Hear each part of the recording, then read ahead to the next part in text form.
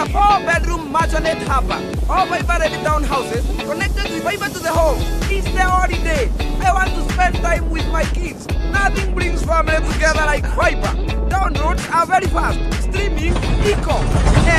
Mawe. Okay. Tunajenga fiber-ready 2-bedroom apartment going for only 6 million. Pale kwa kona. Can you invest your money wisely na uchukue fiber-ready houses?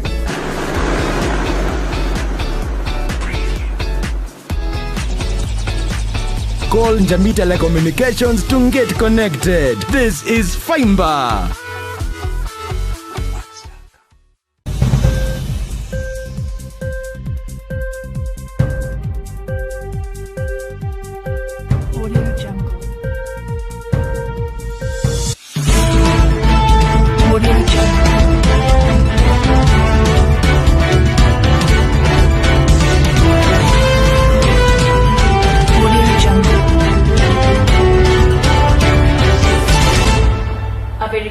To our viewer, my name is Linda Nekesa. I'm coming to you with news at the top of the hour. Now today we are talking about Uhuru's inauguration that will be held on Tuesday the 28th of November this year. Today we have our various reporters from different locations who will be telling us more about the inauguration. Now first of all, let us start with Rose Sunguti, who is live from Nairobi, telling us more about Uhuru's inauguration. To you, Rose Sunguti. Thank you so much, Linda. I'm getting you loud and clear here at the Kasarani Stadium, where the swearing in of the President and his Deputy William Samoei Ruto is supposed to take place on Tuesday this week. And security has been beefed up in this area, and preparations for various activities, including the choir and so on, are undergoing. This ceremony has been expected by many, and the President has also invited so many people in these functions. Among the invited guests include the President of our neighboring country, Tanzania, John Magufuli, together with the Israel Prime Minister, who is Benjamin Netanyahu. Linda, also another guest that has been invited in this function includes the top KCPE candidate, Goldarin Kakuya, who scored 455 marks. Linda, however, this function won't see Uhuru being given the sword of the Commander-in-Chief of the Armed Forces together with the Constitution. This is because Section 42 of the Constitution states very well that if you are re-elected, you are not supposed to be handed in these things. And Linda will be giving you more updates as things unfold in this place. Back to you in studio, Linda. Thank you so much, Rose Sunguti. That was our reporter live from Nairobi. Regarding the same issue, on Saturday the 25th, Raila Odinga announced that he will not be sworn in as President of the People. This comes as a shock to many because many NASA supporters had expected Raila to be sworn in at the same time as Uhuru Kenyatta. NASA leaders, led by Senator James Orengo, had sworn that they will swear in Raila Odinga come the 28th of November this year. They said that they will be using the results from the 8th August fall elections. James Orengo on 28th of October, as we go back, he had said that they will swear in Raila Odinga if Uhuru Kenyatta will be using the 26th election polls to be sworn in. Raila, however, turned down this call, saying that he cannot do it because of his international political image and the respect he has for the law.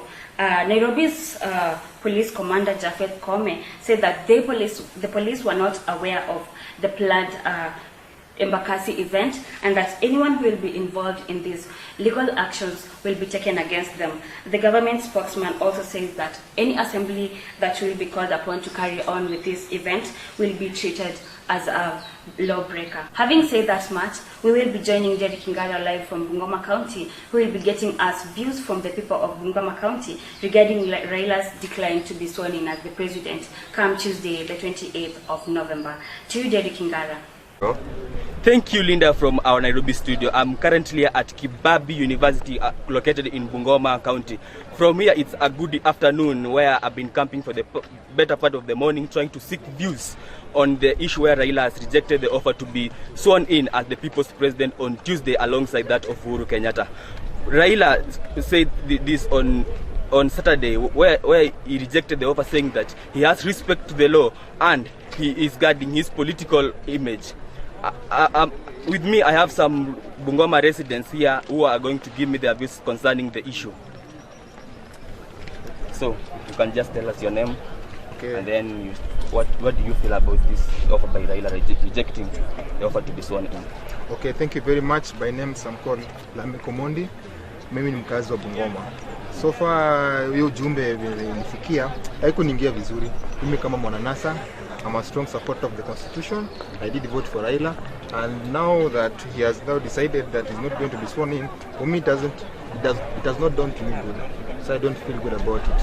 For me, if it will be on my point of view, he could have just been sworn, because on 26th he won the election by a wider margin. So on 26th he did not take part in the election. Okay, on 8th. Yeah. Okay, on 8th he did win the election. Yeah. So it is not prudent enough for justice for him just to get justice. So kwa mimi sio nika nimekubaliana na hiyo matamshi yake ya kuwa hataenda kuapishwa. Imeniingia kwa uchungu sana. Thank you. Let me take another view from another resident here. So what do you think about this issue? Well, thank you so much. My name is Nashin Juma Wakesho, a resident of Bungoma County. I come from Tuti. And from my own perspective, I view it that indeed it's quite a milestone achievement for Raila, since he has declined to be sworn in. That shows that indeed he has deep respect for constitutionalism in Kenya. Yeah. So, you think he has done the wise decision to back up from the election? Yeah, that's the better thing to do, because swearing in, not election. From where I stand, I believe that the country, after the general August 8th election, it was divided along ethnic lines, along political ventures. But right now, since he has decided to quit out of the same, I believe that indeed it's now quite high time that the president, the incumbent one, who is President Uhuru Kenyatta, and who shall be sworn in tomorrow definitely, shall go ahead, to collect all these Kenyans together and put them together so that we might march forward. Even right now, the economy has crumbled, but reason being politics. So I believe that it's high time we come together. Thank you. Yeah. And another resident here.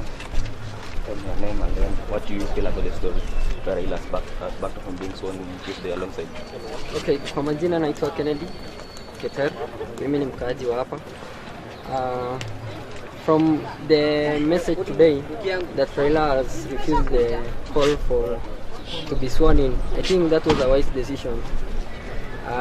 The picture he showed today actually shows that he has the heart of his supporters, because he could not run against the constitution by accepting the swearing in, and yet constitutionally, I think constitutionally you cannot be sworn in and yet you do not win an election. And then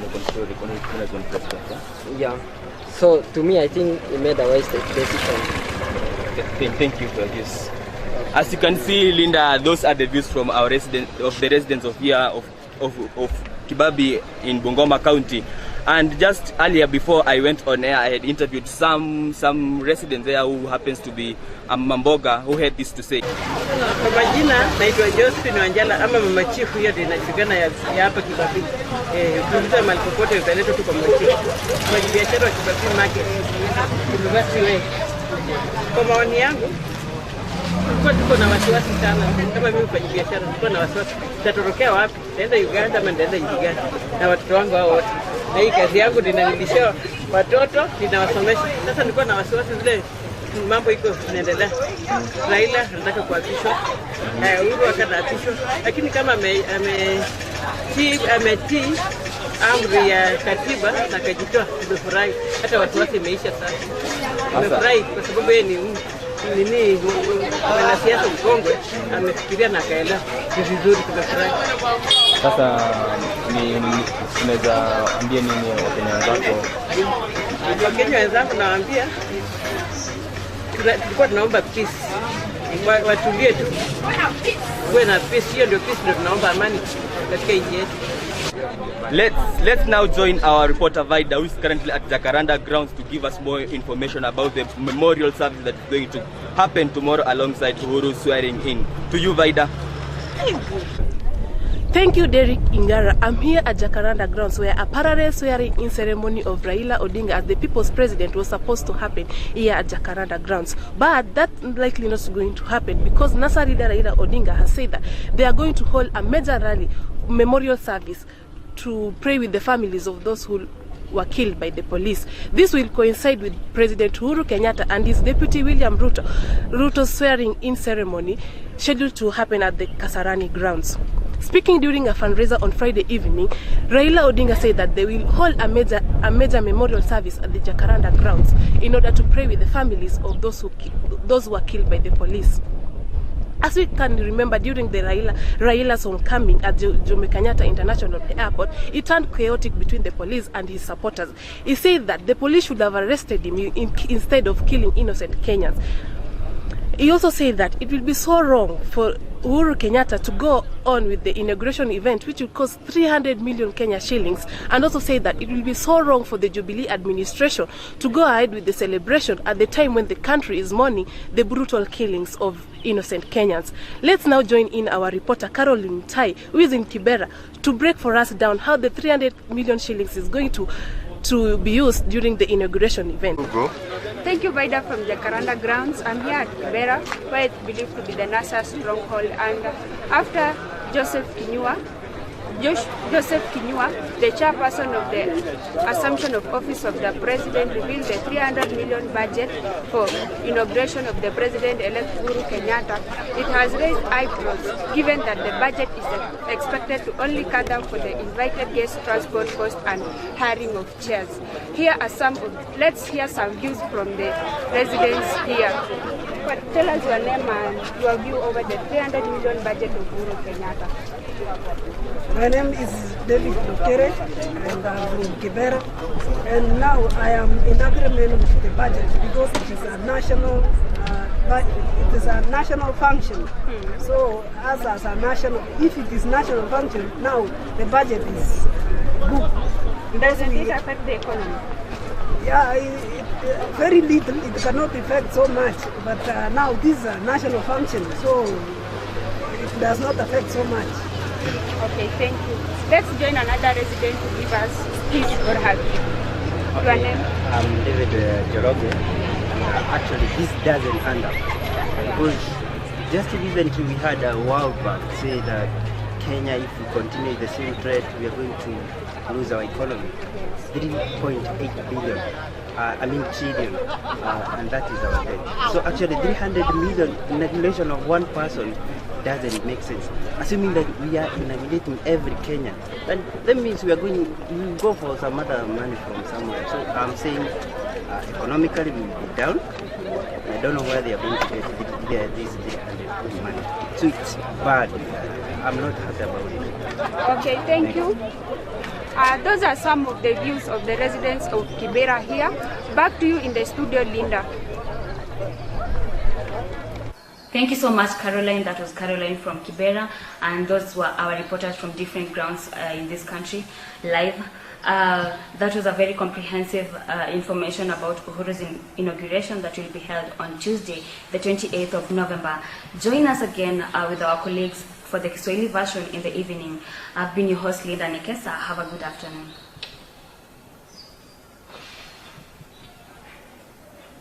Thank you. Audio